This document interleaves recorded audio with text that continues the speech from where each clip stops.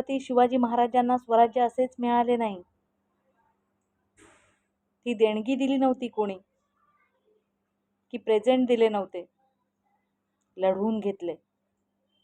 बौद्धिक क्षमता जागून, चतुराईने, चाणाक्ष होऊन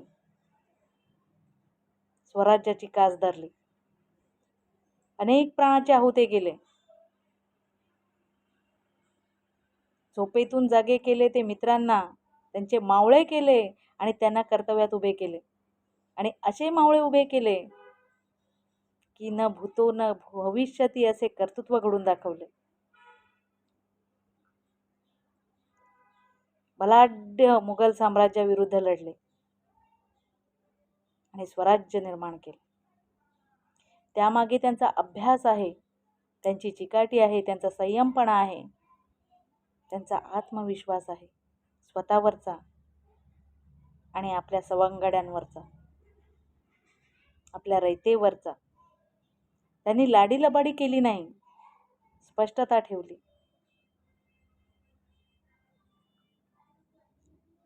मुघल साम्राज्य बलाढ्य होते, पण निडरतेने ते समोर गेले आणि लढले. भीती मनात असतेच माणसाच्या, पण कधी दाखवली नाही. असा माझा शिवबा. अनेकांच्या प्राणाच्या आहुत्या गेल्यात त्यामागे, आणि आपल्याला सहज सहज मिळालेल्या स्वराज्याची आपण काय दशा करून ठेवली आहे. कारण आपण पण गांधारीच झालो ना. सगळं दिसतंय, पण जशी गांधारीने पट्टी बांधून ठेवली तशी आपणही या आंधळ्या दुनियेत आंधळे होऊन राहिलो. कळतंय पण वळत नाही, किंवा बघूनही काहीच करू शकत नाही. कुठेतरी आपली हिंदू संस्कृती ऱ्हास होत चालली आहे. मनातून हिंदुत्वाची कास सुटत चालली आहे.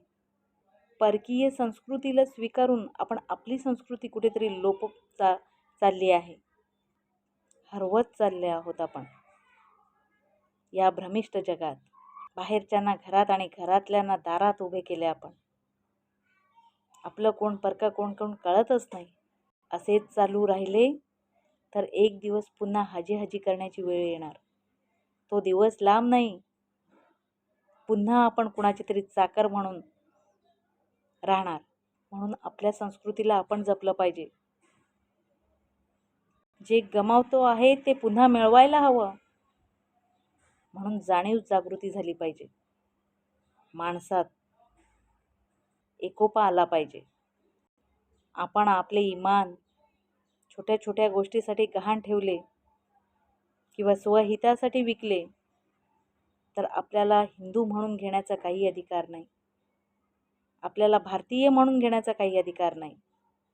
ज्याला जन्म देत्या आईचा आणि खांद्यावर खेळलेल्या जन्मदात्र्या मातीचा मान सन्मान जपता येत नाही, त्याने खुशाल आपला धर्म बदलावा. मागणाऱ्यामध्ये राहू नका तर देणाऱ्यामध्ये राहा. माझ्या राजाने नेहमी देण्याची वृत्ती ठेवली. त्याने हिसकावून कधी घेतले नाही, त्याने मागून कधी खाल्ले नाही. तो देणाराच होता, म्हणून देणाऱ्यामध्ये राहा. आपल्या राज्यात सगळं परक्यांचं झालंय. आपलं काय आहे? आपण अजूनही नो वेकेन्सीमध्ये आहोत, वेटिंग लिस्टवर आहोत. मग आपल्या राज्यात किंमत काय आहे ही ओळखा, याचा अभ्यास करा, शोधबोध घ्या. बाळ गंगाधर टिळक म्हणाले होते, स्वराज्य हा माझा जन्मसिद्ध हक्क आहे आणि तो मी मिळवणारच. बोले जैसा चाले त्याची वंदावी पाऊले. ते बोलले आणि त्यांनी केलं तसं, म्हणून आज इतिहासात आहेत. आणि आपण आपला शोध घ्या. आपण आपल्याच राज्यात भाडेकरू झालोय. कुठलेही कष्ट नाही, कुठलेही श्रम नाहीत. सहज मिळालेल्या गोष्टीचा आपल्याला महत्त्वच नाही आहे. म्हणून आज आपण आपला अनहित करून घेतोय. कारण कुठलीही गोष्ट आपल्याला सहज मिळते आहे, कष्ट नाही आहेत. जो कष्ट करतो त्याला त्या वस्तूची किंमत माहिती असते. खरं तर आपण मागे राहण्याची 2 कारणं आहेत. एक तर आपली एकी नाहीये. हेतू पुरेसर लोकांनी आपल्याला वेगवेगळ्या जातीपंथात विभागले, आपल्यात फूट पाडून दिली, भांडणं करून दिली. त्यांनी त्यांचे गल्ले भरले, आपण मात्र भांडतच राहिलो. कुटुंबात भांडणं, समाजात भांडणं, सगळीकडे वादच वाद चालू आहेत. एकी नाहीये एकी. आणि म्हणून दुसऱ्या माणसाने आपला फायदा घेतला. दुसरे कारण म्हणजे आपण आळशी आहोत. आत्ताची तरुण पिढी ही आळशी बनलेली आहे. तिला काम करायला नको, कर्तृत्व घडवायला नको, काहीतरी नाविन्य घडवायला नको, चिकित्सक वृत्ती नाही, स्वतःचा शोधबोध घेण्याची वृत्ती नाही, क्षमता जागवण्याची वृत्ती नाही. ती आळशी बनलेली आहे. का? तर त्यांना सहज सहज सगळं मिळतं आहे. सुस्तावलेली आहे, मस्तावलेली आहे. 70 वर्षाचे वयोवृद्ध पहा आणि आताचं कार्ट पहा. 70 वर्षाचा माणूस आत्ताच्या पोरांना ऐकणार नाही. एवढा स्ट्रॉंग असतो. कारण त्यामागे त्याची मेहनत असते, त्याचे कष्ट आहेत, जे आताच्या पिढीमध्ये नाही आहेत. आणि ही खूप वाईट गोष्ट आहे. आताच्या पिढीला सगळं आयतं मिळालंय. नाश्ता, बॅग, इस्त्रीचे कपडे, वॉटर बॉटल, आंघोळीला पाणी, सगळं सगळं. हातात हँकरचिप, बूट, पॉकेट मनी, गाड्या घोड्या सगळंच मिळालंय. कष्ट करायची गरज नाही, आधीच सगळं करून ठेवलंय. त्यांच्यासाठी चॅलेंज असं काही राहिलेलंच नाही आता. आणि म्हणून काही करण्याची वृत्ती त्यांच्यात नाही आहे, ती नष्ट होत चाललेली आहे. म्हणून मुलांना, तरुणाईला कष्ट होतील असे आईवडिलांनी जबाबदाऱ्या द्या. त्यांच्यावर जबाबदाऱ्या लादा. त्यांना कामं शिकवा. त्यांना घरची मुलं असो किंवा मुलगी असो, त्यांना घरची कामं शिकवा.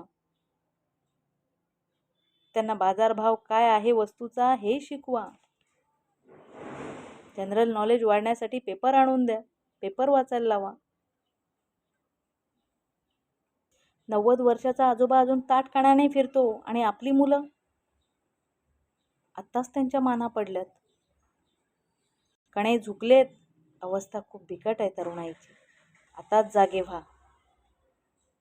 हीच जागी होण्याची वेळ आहे.